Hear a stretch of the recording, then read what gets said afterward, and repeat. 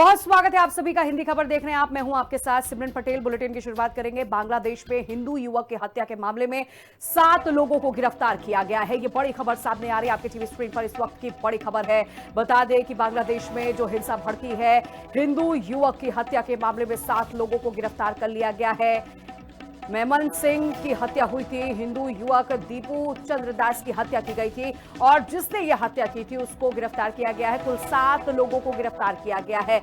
लिमोन सरकार, तारके हुसैन और मानिक मियां गिरफ्तार हो गए हैं। आलमगीर हुसैन और मिराज हुसैन को भी अरेस्ट किया गया है। ये 7 को गिरफ्तार कर लिया गया है।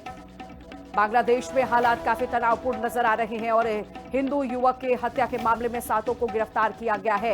हिंदू विरोधी नारे भी बांग्लादेश में लगाए जा रहे हैं और इससे पहले भी तस्वीरें हमने आपको दिखाया कि किस तरह वहां पर हिंसा भड़क रही है।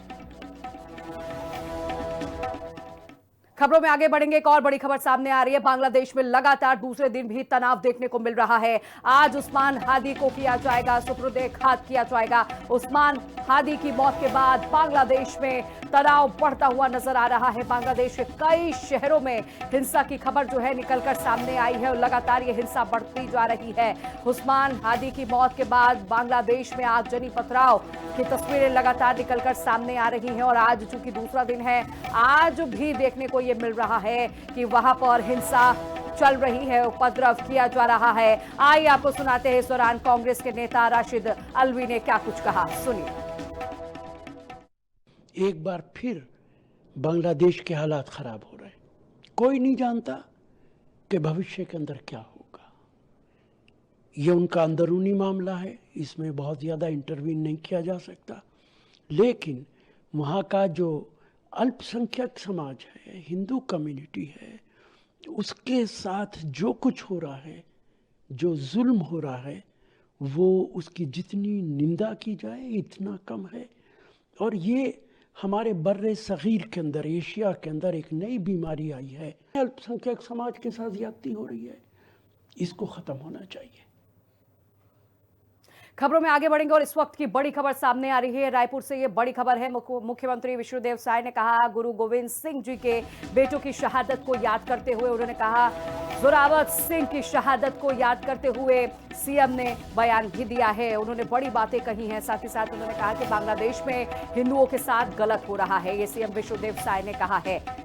विष्णुदेव साय ने साफ तौर पर कहा कि जिस तरह बांग्लादेश में हिंदुओं का नरसंहार किया जा रहा है वो पूरी तरह से गलत है। चूंकि देखिए, आपको जानकारी दे दें कि बांग्लादेश एक बार फिर से जल उठा है और एक जो तस्वीरें 2024 में देखने को मिली थी कि पूरी तरह से जल रहा था बांग्लादेश, एक बार फिर से बांग्लादेश की यही कहानी देखने को मिल रही है। और बांग्लादेश में कुछ भी हो उसका ठिकरा जो है भारत पर फोड़ा जाता है और यही वजह है कि बांग्लादेश में भारत विरोधी नारे भी लगाए जा रहे हैं। बांग्लादेश में जो हिंदुओं के साथ हो रहा है वो दुख की बात है। ऐसा नहीं होना चाहिए और निश्चित रूप से इसके लिए देश चिंता करेगा।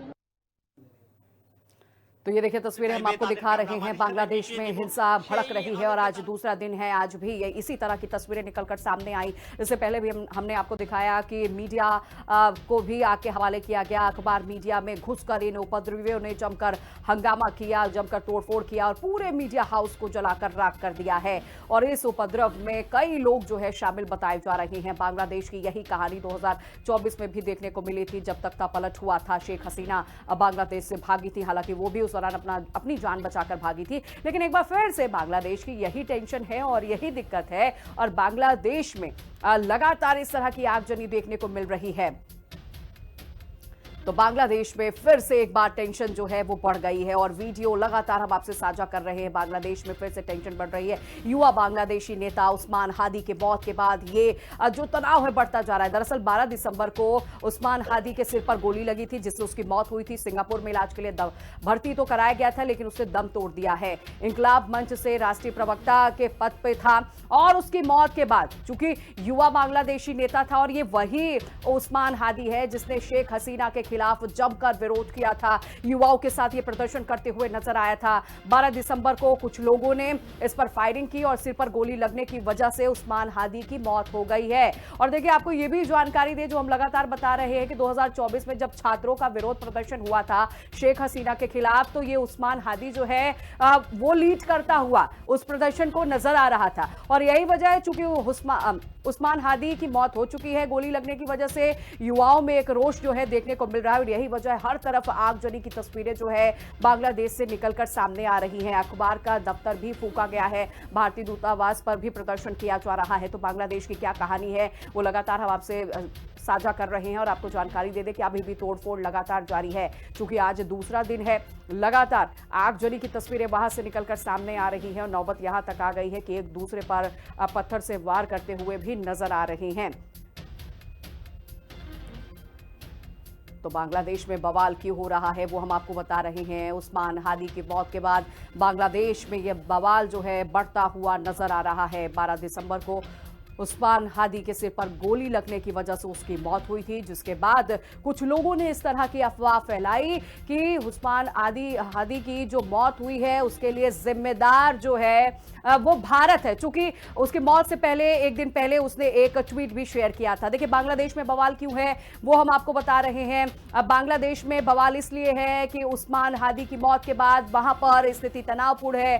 12 दिसंबर को उसके सिर में गोली लगी थी, हालांकि सिंगापुर में इलाज के लिए उसे भर्ती भी कराया गया था, लेकिन उसने दम तोड़ दिया था। अगस्त 2024 में छात्रों के विरोध में उस्मान हादी शामिल था और उसकी मौत के बाद यहां के लोगों में एक उबाल है, गुस्सा है और इसके लिए जिम्मेदार जो है भारत को कहीं ना कहीं ठहराते हुए ये लोग नजर आ रहे हैं। इस उस्मान हादी की मौत से एक दिन पहले इसने जो है ट्वीट किया था और उसमें ट्वीट में इसने जिक्र किया था, भारत के नक्शे को गलत तरीके से इसने दर्शाया था और उसके दूसरे ही दिन इसकी मौत हुई है। और ये अफवाह जो है वहां के लोग फैला रहे हैं कि भारत की तरफ से इसकी मौत जो है कराई गई है।